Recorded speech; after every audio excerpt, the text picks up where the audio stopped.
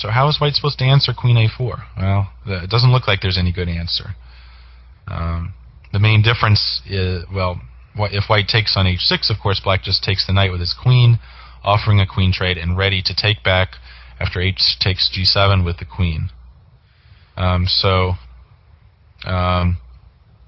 that doesn't work. Now, the difference is natural move, of course, is c5, but in this case, again, 2 tempi is too much. If black's not activating his queen in the meantime, even to win a piece, it's too much time. White would take on h6. Now if black takes on d4, yeah, now if for example, rook takes d4, then it looks like probably queen h5 is a decisive attack for white, threatening a quick mate after h takes g7, and if black takes on h6, then, for example, queen to probably bishop takes h6. Yeah, bishop takes h6. Looks like white wins here. Too much force. So black doesn't really have the time to play c5. But queen a4, on the other hand, getting his queen, throwing his queen into the center of the board, looks like it would win for black. So this is why Svidler, of course, should have played g5 immediately on the previous move. And here, of course, black doesn't have queen a4. And if black anticipates with king h8, hoping for bishop takes e6, white's, of course, not going to comply. He's not going to play bishop takes e6. He's going to take on h6. So here, then, black still has the same problem. Now, if he takes on h6, then maybe now bishop takes e6, and queen a4 isn't going to work in this case. So anyway, he should have just switched his move order, but he did this one.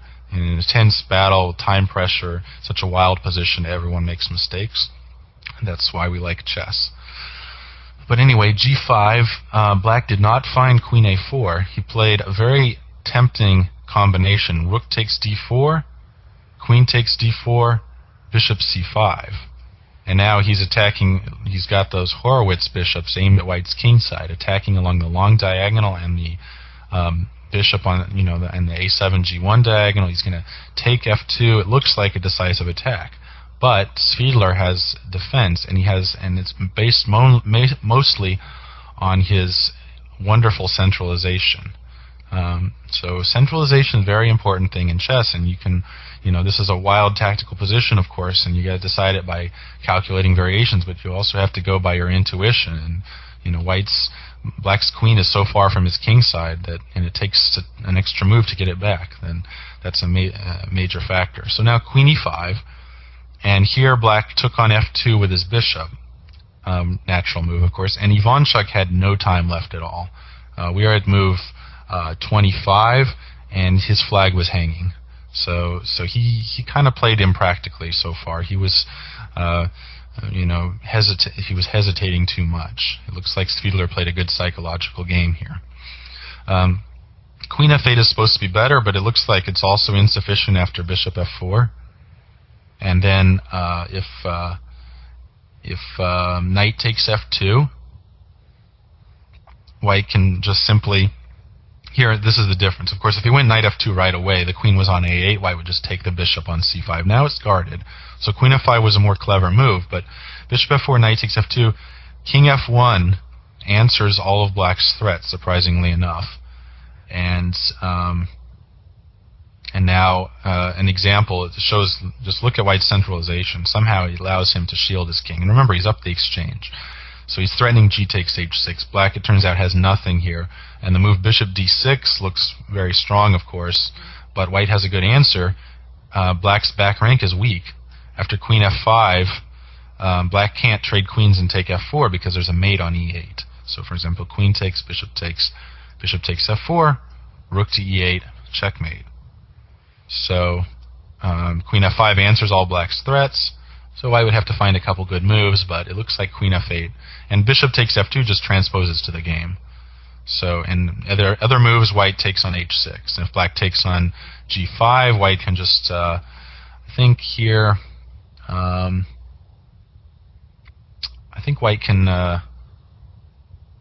in this case, it looks like rook takes e4 probably.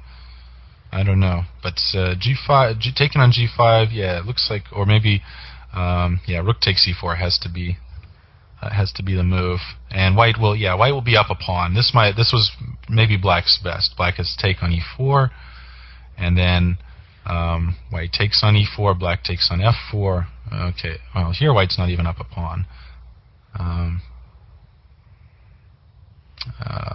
Of course, white's better there, but I don't know if there's a win. Bishop takes E4, queen takes G5.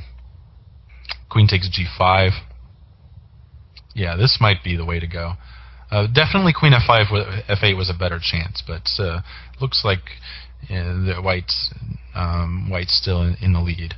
But he played instead bishop takes F2, obvious move, king F1, and now queen F8. If he took on E1, white was just going to take on H6, threatening mate on G7, and black would have to play queen F8 anyway, which transposes to the game. So he played, now the more tricky move, queen F8, but here there's nothing at all. White plays bishop F4, just shielding the king. Oh, sorry, he didn't play it yet. He played G takes H6 in this position. So he avoids that H takes G5 option. So Svidler sees, okay, black has a discovered check. He doesn't care. Black, turns out, can't do anything with this discovered check. In the game, Ivanchuk took on E1, but if other moves, white would have queen F5. For example, bishop D4, queen F5. And again, white's still up the exchange. Queens are opposed, and after white takes back, he's going to be hitting the knight on E4. Black will have no more attack and to be down material. That's the same answer to bishop G3, also queen F5. So it doesn't, black's pieces are all hanging and there's nothing there. So of course he took on E1. There's nothing else to do. And now not king takes E1 because of mate in 2, queen F2, king D1, queen F1, but rather bishop F4, and now white's down a piece, but still he gets the attack back. He's down a piece, he's pinned, but black's bishop on E1 is under attack. If it moves away, let's say to A5, white can take on G7, queen takes, then queen H5, queen H7, and bishop E5 followed by mate. So white's bishops are very strong here. And if black moves his bishop to H4, then it's basically the same thing. Take on G5, queen takes, queen H5, queen H7, queen E8 check, king G7, queen F7 check, king H8, and queen F8 check, and after queen G8, take the queen and checkmate. So it's a forced mate in whatever, 5 or 6 or something. So he can't save his bishop, that means. I think with some move like queen F6, black can end up only down a pawn or two, with white having, in the endgame, with white having an outside pass pawn and 2 bishops is hopeless for black. For example, just take on G7 and take the bishop back, and black can't avoid the queen trade. White has a passed H pawn. It's just an elementary endgame, and probably white will win another pawn. I don't know, maybe black can play C6 here, but then we just trade the queens and push the H pawn, and white should win easily. So black didn't do that. He gave a check on D2 instead, and again, not king takes E1 because knight F3 would turn the tables and black would win the queen, but rather nice move king E2. And here Ivanchuk, basically, from what I read, resigned as he was losing on time. And the position is justified resigning, of course. Even though he's up a piece, his knight and his bishop are both hanging, and white threatens to take on G7 and take the bishop on E1, and there's no chance for black here. I mean, white threatens mainly to take on G7 followed by mating attack. So, for example, if black plays knight F3, which looks like, guards the bishop, saves the knight, attacks white's queen, but black gets mated. White takes on G7, checks on H5. Again, the same thing, queen E8, king G7, queen F7, king H8, queen F8, followed by checkmate. So that's white's main threat. And black has no defense. He can't, maybe his best chance again is the same queen F6, but then we just trade the queens and take E1, or take on G7, maybe take on C6 even first as possible. But in any case, we can we can take on there and then take on e1, and it's enough for a win for white. So very fascinating game. Looks like coffeehouse chess, but played at a very high level. And Svidler's g4 move shows some kind of psychology. Somehow he played the right psychological game to mess with Ivanchuk, and this allowed him to win. Even though move technically on its own merits is kind of dubious, but it's provoked Ivanchuk.